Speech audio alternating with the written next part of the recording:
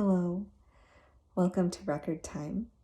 Record Time is a weekly Akashic experience where we explore simple and mysterious themes through the lens of the Akashic Records. My name is Mina, and I'm so excited to be here with you today. I have kind of a interesting topic that's coming through from the records today, so I'm excited to explore it with you. And before we jump in, I just wanted to say, if you're new here and you don't know what the Akashic Records are, I invite you to check out my website if you're curious. There I have 2 videos, and one is about what the Akashic Records are, and the other is what is an Akashic Record reading and how can it potentially support you.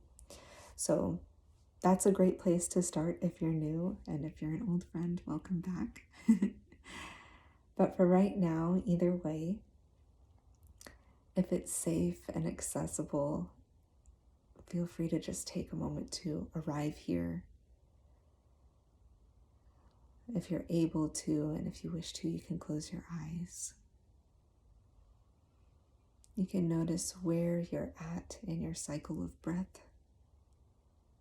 Maybe you need an exhale or an inhale. You can offer that to yourself right now.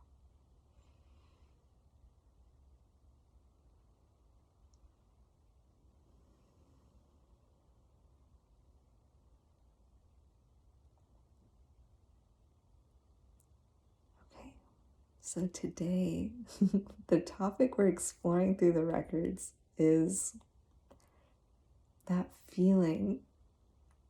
Maybe you've experienced this. I know I definitely have. That feeling when you think, oh my gosh, they're mad at me.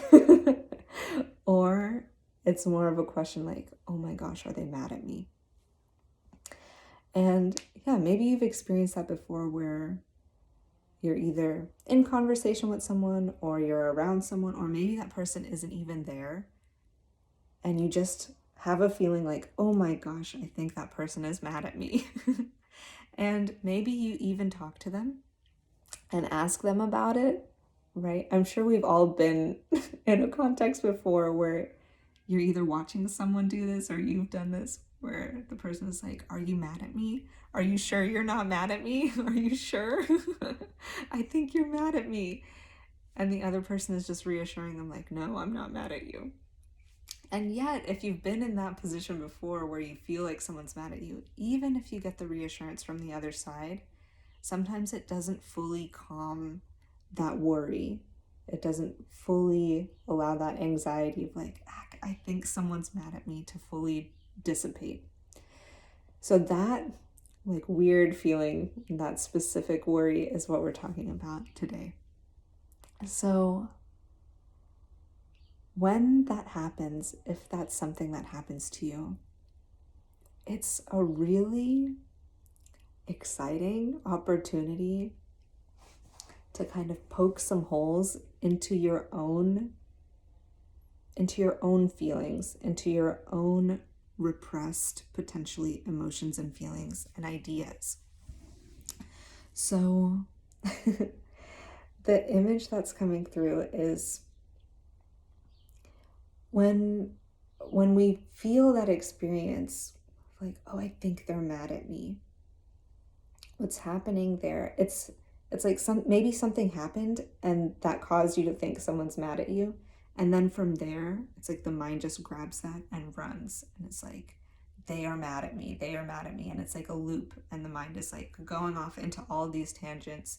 And maybe you're wondering what you did to make that person mad at you. Or you're trying to figure out, are they mad at me? Are they not? I don't know. And so what we can do there is kind of set that aside for a moment, figuring out why they're mad at you, figuring out if they're actually mad at you, what they did, what you did, what happened. Set that aside for a moment. And what they're showing is that when that happens, perhaps this is what's actually happening. If you could imagine a fear or an insecurity or a worried belief that has been repressed unconsciously right? Innocently repressed over time. You can imagine that as like a fish or a something that's like deep, deep, deep, pushed down deep underwater. And it's almost like when something happens, right? When something kind of off happens, or you just suddenly feel like someone's mad at you, you can imagine that as like a line being cast into the water. And so there's like bait. There's bait in the water. And now that repressed feeling, that repressed worry or anxiety or fear has something to latch onto. And all it wants is to come to the surface. So it'll latch onto that and it's immediately shot up to the surface. And so now what we have here is, and this is like a different way of thinking about a trigger too, but it's like something happened and the repressed feeling just took the opportunity to make itself known and come to the surface. And now what we can do for it to fully clear itself, what we have to do is take that fish or whatever it is off of the hook and like bring it fully out of the water. And if we don't pause to do that, don't pause to do the inquiry of looking at this thing, of unhooking it from whatever context it has latched onto and just looking at it on its own and taking it out of the water, what will happen is that it will stay on the hook. This emotion, this thing that might have nothing to do with the context will stay latched on or hooked onto the context, and it'll just be flopping on the surface until we pull it out. So, and if we don't do that, then there's a chance it'll just get off of the hook, but we're not holding it, so then it'll just end up back in the water again. And then something else will happen, and at some point in the future, you might think someone else is mad at you, and then it might latch on again, and the same thing will happen. So the opportunity here is when this happens, don't get caught up in trying to make sure the other person is not mad at you. Don't get like dragged by the mind stories of what may or may not have happened. And instead, well, actually, it's like, don't get dragged into like these like loops that the mind goes into of like, they're mad at me, they're mad at me, they're mad at me. And instead it's like, stop and take the thing off the hook. And the way we do that, right, and like look at it, like what's actually happening here. And it's almost like going into it with awareness instead of just being dragged by the mind and not really knowing what's happening. So the way that we can go gently into it is with gentle inquiry.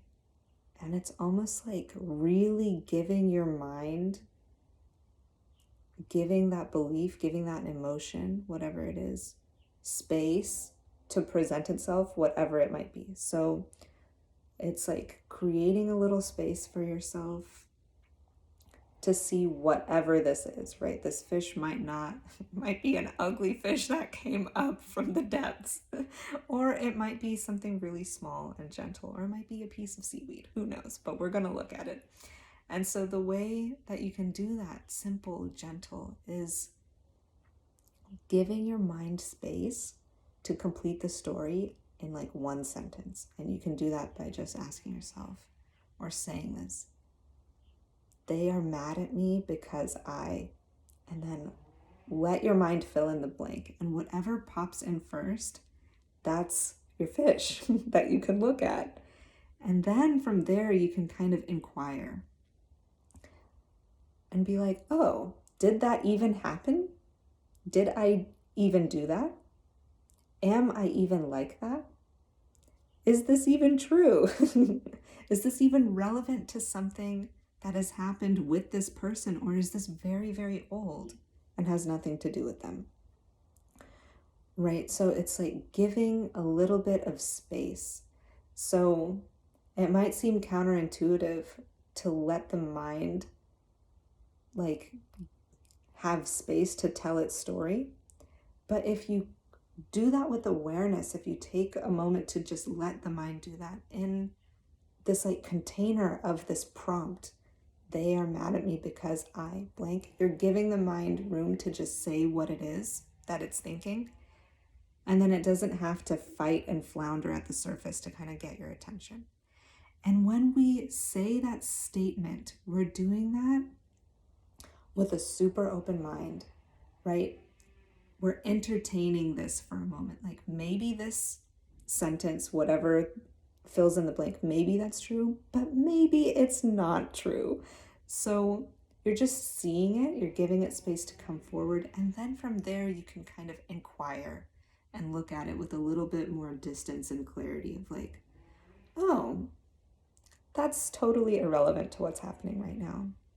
Like, of course they can't be mad at me for that, because that has nothing to do with them. That has nothing to do with this time period. Maybe that's from a decade ago. Maybe I'm just worried that they think I am this. Maybe I'm worried that they think I'm stupid. Maybe I'm worried that they think I'm mean. Maybe I'm worried that they think I'm blank or I did something. So this is a way to just gently bring the worry that's beneath that fear of, oh my gosh, someone's mad at me, just bringing that all the way up so you can look at it. And then from there, it can kind of unfurl and unfold and loosen itself so it's not quite so urgent and mentally consuming. Okay. I truly hope that made sense. That fish imagery was pretty funny. I hope that it makes sense. And I'd love to hear from you if you have questions, if that made no sense, if you don't know what I'm talking about, or if that, provided an interesting insight or thought for you. I'd love to hear from you. So you can either comment on this or send me a message. I'd be delighted to hear from you. And until next time, I'm wishing you well. Namaste.